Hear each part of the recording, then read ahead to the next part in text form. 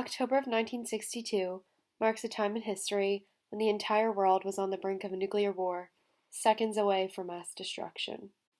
The 13-day period between October 16th and October 28th, 1962, is often referred to as the Cuban Missile Crisis. This event marks the peak of the Cold War, a 45-year period of aggression between Soviet Union alliances and American-led countries, characterized by threats and propaganda. The Cuban Missile Crisis officially began October 16, 1962, but several previous events caused this buildup. On March 10, 1952, Fidel Castro overthrew Cuban dictator Fulgencio Batista through military aggression. Shortly after, he began his one-man dictatorship, which he described as disciplined democracy. On January 3, 1960, John F. Kennedy became President of the United States. Prior to his inauguration, Kennedy was informed about a plan advanced during the Eisenhower administration. President Dwight Eisenhower organized a program to train Cuban exiles for an armed revolt, called the Bay of Pigs invasion, with intentions of overthrowing Fidel Castro. The Americans' goal was to abolish the communist government in Cuba and create a U.S.-friendly government. They anticipated that the Cuban military would support the invasion. Shortly after being elected, Kennedy approved the plan. The training began in Guatemala as early as October 1960. The original plan called for 2 airstrikes.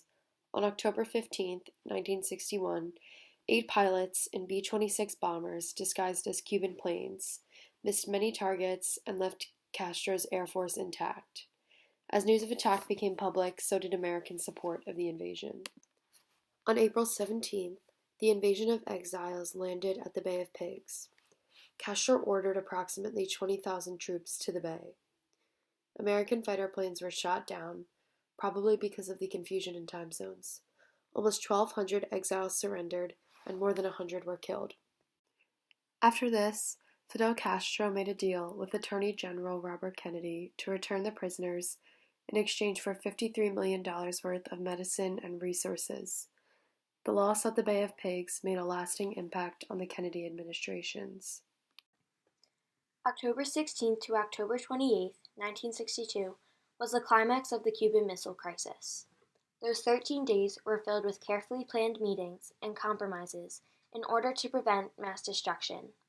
On October 16th, President Kennedy held an initial meeting with a group of advisors, known as the Executive Committee of the National Security Council, or simply EXCOM, to discuss the threat and form a plan.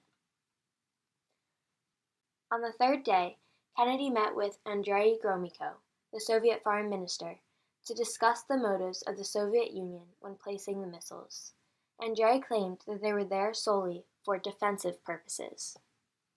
October 22nd is a very important date throughout the 13 days. This is the day when President Kennedy sent his first letter to Nikita Khrushchev, the leader of the Soviet Union. In this letter, Kennedy voiced his concern about the missiles and informed Nikita of the actions which the United States was getting ready to make. That night, Kennedy addressed the nation through a televised speech, revealing the missiles in Cuba and explaining how the United States would react. The first step the nation was planning to make was to place a quarantine on Cuba.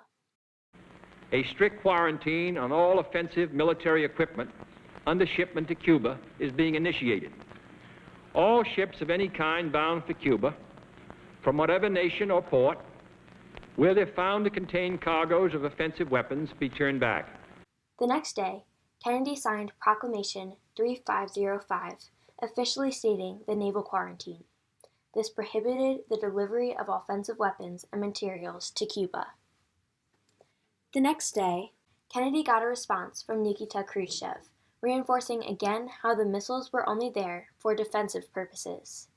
Nikita also informed Kennedy his opinion about how he thought America was overreacting to this whole situation.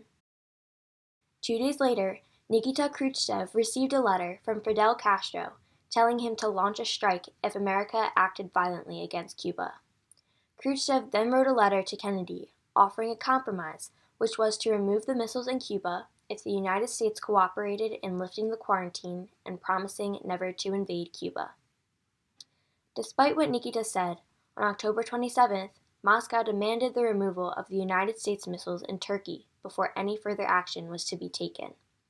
Kennedy's brother, Attorney General Robert Kennedy, met with Ambassador Anatoly Dobrynin to come up with the final decision. After agreeing to meet Moscow's terms, on October 28th, Kennedy signed a statement publicly announcing the end of the conflict. The 13 tense days of the Cuban Missile Crisis were officially over. The Cuban Missile Crisis had an impact on our world and still has a lasting impact on our world today. For example, the United States has an embargo against Cuba to this day. At present, the embargo, which limits American businesses from conducting business with Cuban interests, is still in effect and is the most enduring trade embargo in modern history. Despite the existence of the embargo, the United States is the fifth largest exporter to Cuba.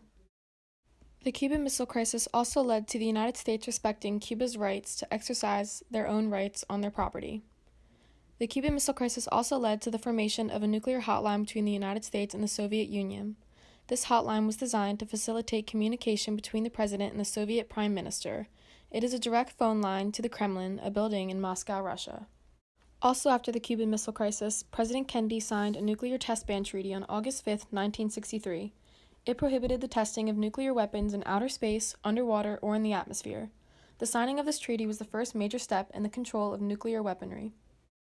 Today, the United States could be close to a nuclear war with North Korea.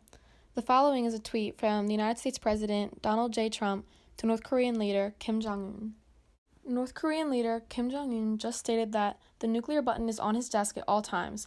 Will someone from his depleted and food-starved regime please inform him that I too have a nuclear button, but it is a much bigger and more powerful one than his, and my button works.